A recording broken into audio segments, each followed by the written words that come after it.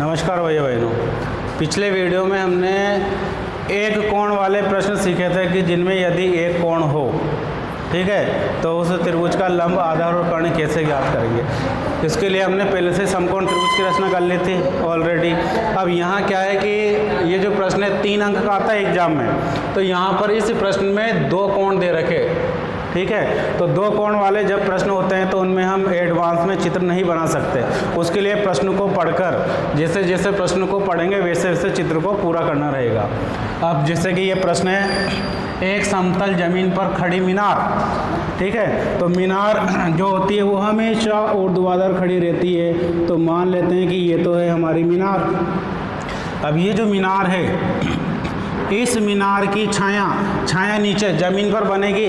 तो ये ज़मीन मान लेते हैं कि ये ज़मीन है, ये इसकी छाया, इस मीनार की छाया है, ठीक है। ये तो है मीनार और ये इसकी छाया।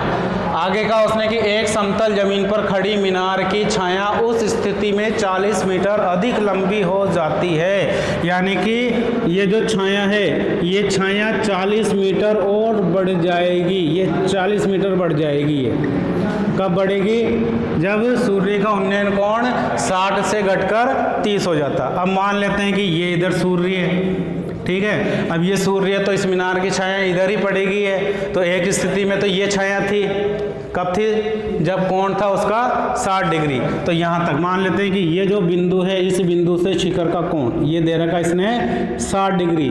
जैसे ही छाया की लंबाई 40 मीटर बढ़ती है, 40 मीटर लंबी होती है, तो 60 के स्थान पर वो जो कोण है वो 30 डिग्री हो जाता है। यानी कि ये जो मीनार है, इस मीनार के शिखर का उन्नयन कोण 30 डिग्री हो जाता है, ठीक है। और वैसे भी आपको ध्यान रखना कि जैसे जैसे हम मीनार के पास जाते हैं कोण भी बढ़ता जाता है, और जैसे जैसे मीनार से दूर जाते हैं तो कोण घटता जाता है। इस बात का आपको इस प्रश्नावली में ध्यान रखना है, ठीक है। अगर बिंदु मीनार के पास में है तो कोण बड़ा रहेगा, बिंदु मीनार से दूर है तो कोण छोटा रहेगा। अब आगे क्या कहा इसने?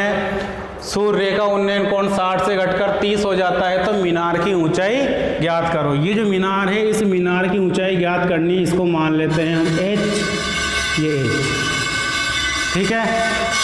अब यहाँ पर ध्यान से देखें तो 2 समकोण त्रिभुज है। पहला जो समकोण त्रिभुज है ये रहेगा 30 डिग्री वाला, और दूसरा समकोण त्रिभुज 60 डिग्री वाला फर्स्ट, और दूसरा समकोण त्रिभुज बड़ा है ये, यहाँ से ये पूरा का पूरा त्रिभुज है, ये रहेगा 30 डिग्री का। तो पहला समकोण त्रिभुज लेंगे, 2 है तो दोनों से क्रिया करनी है हमको। तो पहला जो समकोण त्रिभुज है उसको नाम दे देंगे हम ABC। ABC ये 60 डिग्री वाला है समकोण त्रिभुज ABC में, ठीक है। और ये जो भुजा बच रही है इधर पीछे की तो 40 मीटर है ये, ठीक है। ये जो छाया बच रही है आगे वाली, इसको हम मान लेते हैं x, ये x। अब करना क्या है? उसी प्रकार से जैसे पहले क्या था कि जो भुजा हमको दे रखी है उसको तो ऊपर लिखना है, जो नहीं दे रखी उसको नीचे लिखना। लेकिन यहाँ तो दोनों ही भुजा का पता नहीं है, कोई सी भी नहीं दे रखी है, इसलिए हम क्या करेंगे?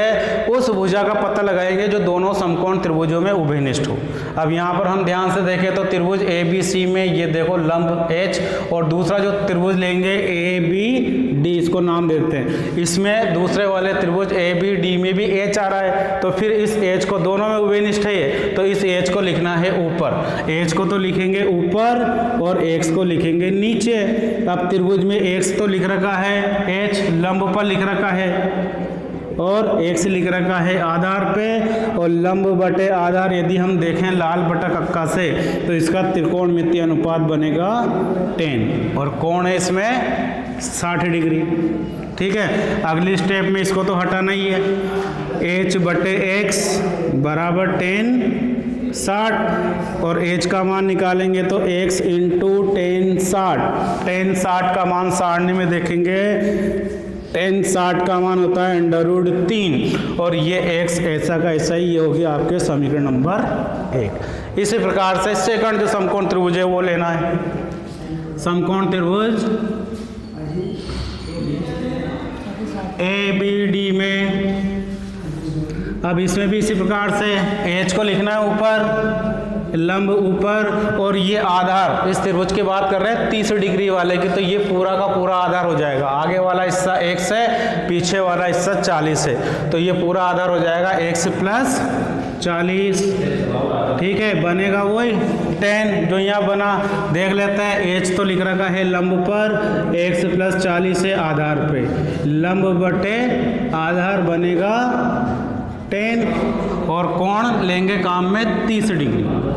अगली स्टेप में इसको तो हटाना ही है। ठीक है, तो ये बचेगा, फिर इसको लिख लेते हैं। अब h का मान निकालेंगे यहाँ से, तो h बराबर ये उधर इंटू हो जाएगा x प्लस 40 इंटू 10 30, और 10 30 का मान सारणी में देखेंगे, 10 30 का मान होता है 1/√3, तो उस 1 को तो छोड़ देंगे और बट्टे में जो √3 है उसको लिखना है।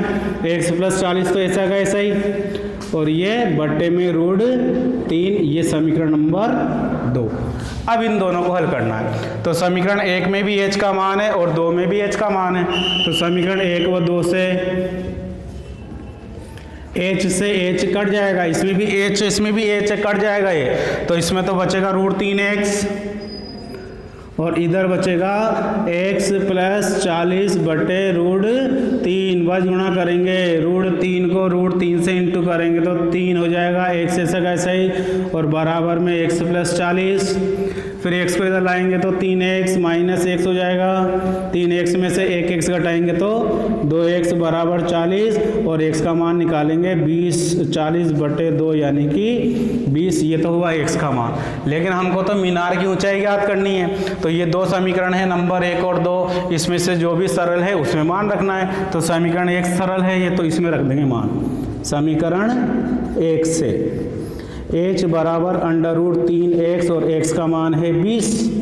ठीक है, √3 इंटू 20 यानी कि ये हो जाएगा 20√3 मीटर, चाहे तो हम √3 का मान भी लिख सकते हैं। ठीक है।